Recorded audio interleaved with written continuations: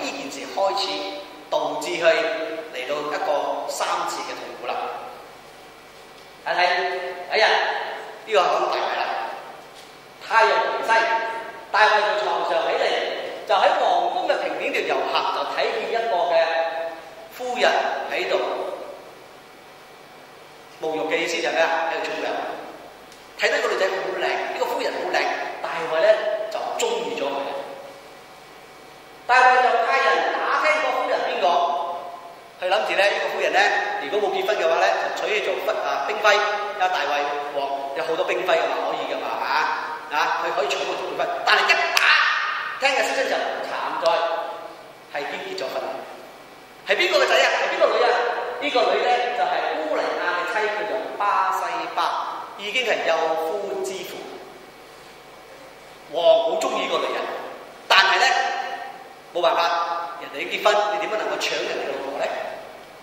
但係大衛去用方法，大衛就派人去將個婦人接來。那時他的月經已經潔淨咗，他嚟咗之後，大衛就做咩啊？就同佢同房啊！意思話係咪犯咗咩罪？係奸人嘅罪，啱唔啱啊？將人哋嘅老婆攞過嚟，然後咧就同人哋喺度瞓覺，結果咧發生咩事咧？懷咗孕，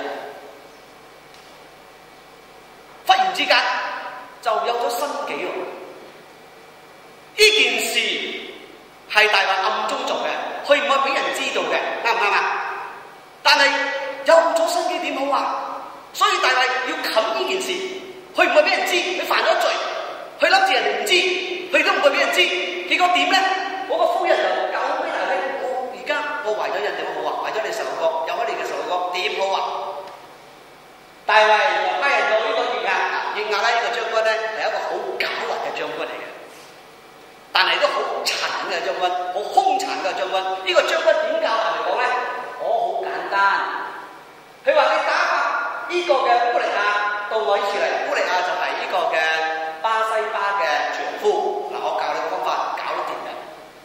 約押就打發烏利亞去見大衛。當時呢個烏利亞巴西巴嘅呢個先生或者丈夫唔知道發生呢件事，亦都唔知道佢嘅老婆有咗乜嘢，有咗大衛嘅呢個嘅懷孕，大衛嘅仔，佢唔知。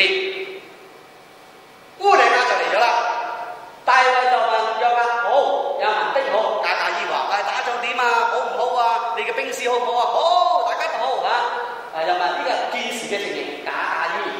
然後大衛就對烏利亞講：係啊，你唔好打仗啊，你咁辛苦，翻去啦，翻到屋企啦，就同你老婆好啦，你翻去啦，咁咧就出咗皇宮，睡王送他一份嘅禮物，比起盼望咧佢翻到屋企咧同佢老婆好好咁嘅意思啦。但係烏利亞同佢嘅主人同僕人一同瞓在宮殿外，唔翻屋企喎，奇怪喎！大衛意思話咩啊？你翻屋企啦，你就同你老婆好好啦。咁我呢個仔係邊個嘅唔知啦，因為嗰時都冇啲嘢咧，又話啱啊。咁我咪當你嘅咯，係咪？啱有新嘅啫嘛，你翻去啦，打仗啦，咁啊搞掂啦，啱唔啱？神不知鬼不覺。但係點解烏利亞唔翻去喎？唔同翻去揾老婆喎，唔翻去揾佢妻子喎？點解咧？我睇下點解。阿姐，佢話點解你唔翻去？烏利亞同大衛講：打緊仗啊！我點可以翻到屋企同我嘅老婆、同我嘅妻子瞓呢？人哋大家打仗，我哋兵士大丈夫，打仗嘅時候唔會乜嘢，唔會高廉家事啦嘛。哇！呢個係好正直喎，啱唔啱啊？呢個嘅烏利亞去兵士咯。我點解可以翻到屋企同我嘅太太一齊咧？個個都打仗，我點可以翻嚟？我點對得住我自己嘅同伴咧？唔可以翻，所以唔翻。大衛就話：你今日就住喺度啦，你唔翻係咪？然後咧，我打發你去。大衛話點好咧？佢又唔翻去，咁啊遲早會穿㗎嘛？呢個嘅秘密啱唔啱啊？套帶嚟點帶啊？佢又唔翻，又唔會同佢老婆好好，點好啊？諗個方法。OK，13，佢就叫咗烏利亞嚟喺自己嘅面前吃喝，使到烏利亞呢個咧醉咗啦。到咗晚上，烏利亞同佢嘅僕人一同住宿，冇翻屋企。然後14節，大衛就親自寫信，呢個一個計謀。王嘅命令你必須要聽，王親自落筆寫信。一個命令係咩？就俾佢將軍大將軍約押去講，交俾烏利亞帶出去。大衛點問嘅命令係咩咧？信字就寫住樹林，只有你可以睇，其他唔可以睇啊！將軍調派烏利亞做前線去最危險嘅地方當中。你當佢哋去殺你退，俾佢死。你有冇一個記錄？打仗啊嘛，前邊有兵士啦嘛，大家打，你打嘅時候退俾佢死，唔好幫佢，因為大衛嘅意思就要佢死。烏利亞點解要死？要保守秘密，所以親筆寫個信，叫佢嘅將軍去將烏利亞調到前線俾死。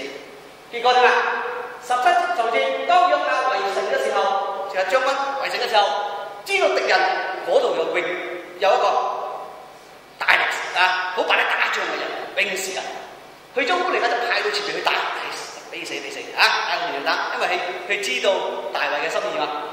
17節，剩嘅人就從呢個約押打仗，佢哋先會退，俾死。結果咩？死咗。烏利亞就俾打死咗啦，打死咗呢個冇事情發生嘛？點解啊？冇人知噶嘛？你打咗死一個、死兩個係冇事噶嘛？但係呢個係王嘅命令嚟㗎，俾呢個人死，因為冚自己所做嘅嘢。好啦，再落嚟17節啦。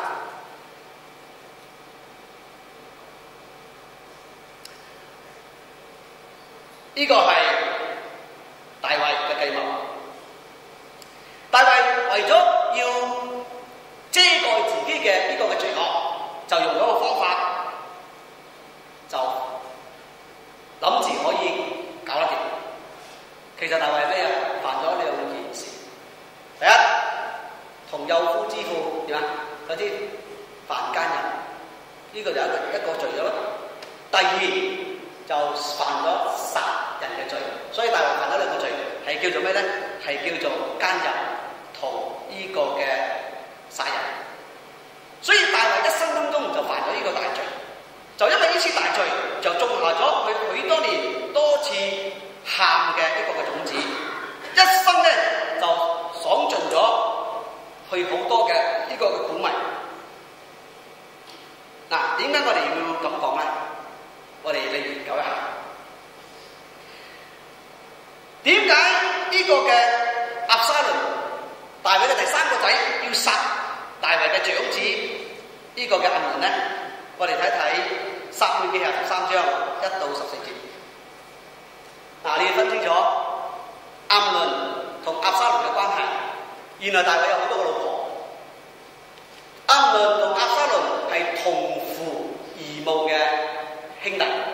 大衛好多老婆嘛，同一個爸爸，都係爸爸就係大衛，但係佢有唔同嘅妻子嘛，因為王嘅時候有好多兵揮好多妻子嘛，所以係同父異母嘅呢個嘅關係。嗱，點解會押沙龍要咁恨呢個嘅長子暗嫩咧？就發生一件事，大衛嘅兒子押沙龍第3個仔啦，有一個好靚嘅妹啊，親家妹，亦都係大衛嘅女咯。名字叫做咩？塔瑪，叫做塔瑪啊！大衛嘅仔咧，暗嫩咧就好愛佢喎，好想得到呢個嘅妹子。第二，暗嫩就為他的妹子塔瑪憂鬱成病喎，想要得到佢。塔瑪原來係仲未嫁嘅處女。暗嫩咧就以為咧好艱難向他實行事，因為咧佢都未嫁嚇，好艱難能夠得到佢，想得到佢，但係唔知點樣得到佢。結果第3，佢有一個朋友叫做葉乃達。嗱，啲朋友全部係咩啊？豬朋狗友，又俾出主意喎。佢就講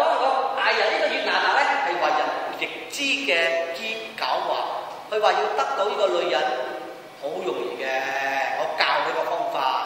點教方法咧？係啊，佢就問亞門話：王嘅兒子啊，點解一日嘅呢個嘅受辱咧？亞門就話：我想得到呢個嘅妹子啊，探媽，但係得唔到喎。我思念佢咧就成病，點得着咧？約拿單就説：好簡單嘅，詐病。你就躺在床上就詐病，就同王講：當你爸爸嚟睇你嘅時候，大衛睇嘅時候咧，你就同大衛講：哎呀，我好病啊，叫我嘅妹啊，他媽嚟咩啊？嚟侍候我啦！我要食佢嘅餅，我要食佢食物，我要好病，我想人嚟照顧我，請你派他媽嚟照顧我，好唔好啊？於是點啊？亞門就詐病喎。王就睇佢啦，就係大衛嚟睇啦。佢就對大衛話：求你將我嘅妹子他瑪咧嚟見我啊，叫佢伺候我，令我做餅，令我做呢個嘅食物。我咧好病啊，我要人照顧啊，你可以派他瑪嚟幫助我咧，照顧我咧。作為爸爸嘅梗係肯噶嘛，叫阿妹嚟照顧你啫嘛，叫你咯啊！大衛就打開人個桶入邊，叫佢嘅女講：你哥哥病咗啊！亞門喺呢個房入邊咧，你去照顧佢啦，去幫助佢啦。咁樣爸爸嗰度出手聲，女嘅梗係做㗎啦。咁啊，就女就到爸爸哥哥嘅亞門嘅房間，亞門咧就喺度啫，行過啦。他瑪咧就喺度咧煮麵啊、整餅啊、烤熟咧俾佢食啦。再落嚟第10章，第10節落去。第10節啊，講翻第9節，佢就唔肯食，佢講叫人出嚟，我同你啫。佢做咩啊？大家知做咩啊？第10節，亞門就對佢嘅妹講：你把食物攞入嚟啦，攞入我房間啦，唔好喺出邊啦。我想俾你親自咧食你所食嘅。做妹嘅就唔知發生咩事啦，咪將個餅攞到嗰個房間，攞住餅俾你食嘅時候，哇！犀利！佢就開始咩？悉心入嚟，就開始對呢個妹講：同我瞓覺啦！